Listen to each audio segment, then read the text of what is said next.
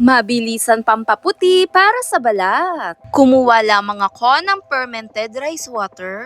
Maraming benefits na dala para sa dull skin, pimples, o uneven skin tone. Tumutulong din itong magbigay collagen lalo sa balat at radiant complexion. Bukod pa dyan, dito nga sa rice water natin, nagbibigay hydrate at ini-improve ang skin texture. Napakaganda para sa kutis. Kasama na rin ang rice flour, nagbibigay brighten. Perfect itong kombinasyon na ating ginamit. Mini-maintain nito lalo na magbigay puti, pantay na kulay sa balat. 2 tablespoon lamang po ang aking nilagay. Bukod sa rice water at rice flour, perfect kombinasyon itong gagamitin natin, isang natural bleaching agent, youthful at glowing complexion as a natural, na mabilisan nagbibigay puti para sa ating mga balat. Sobrang refreshing at glowing skin ang dala nito para sa ating kutis.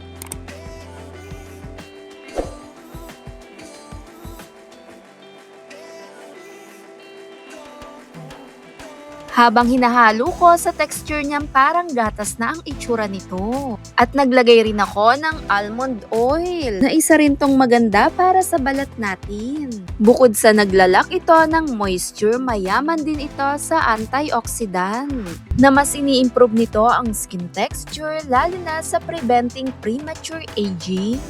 Dito nga sa mga kombinasyon na ating mga ginamit, perfect na rin siya pangalagaan ng balat natin. At heto'y napakasimple pampaputi para sa ating mga balat.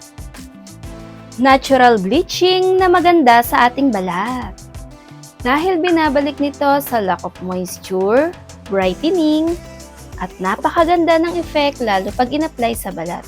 Kumuha lang ng bulak o kahit brush at dahan-dahan lamang ilinis, 10 to 15 minutes. Ibabad lamang ito. Sabay mo na rin sa iyong pagligo. Kahit 2 beses sa isang linggo, pwede natin ulitin. At heto'y nakadepende na rin po sa atin. Maganda rin ang dala nito, lalo't pag ini-scrub natin gamit ang brush, yung mga pinaglumaan, huwag niyong tapon, pwede niyong gamitin to. Maganda ilagay sa tuhod, sa batok, sa siko, sa tuhod, o kahit saang parte ng pangingitim ng balat. Pagkatapos ibabad, banlawan mo, pansinin mo yung effect at resulta, malambot at makinis.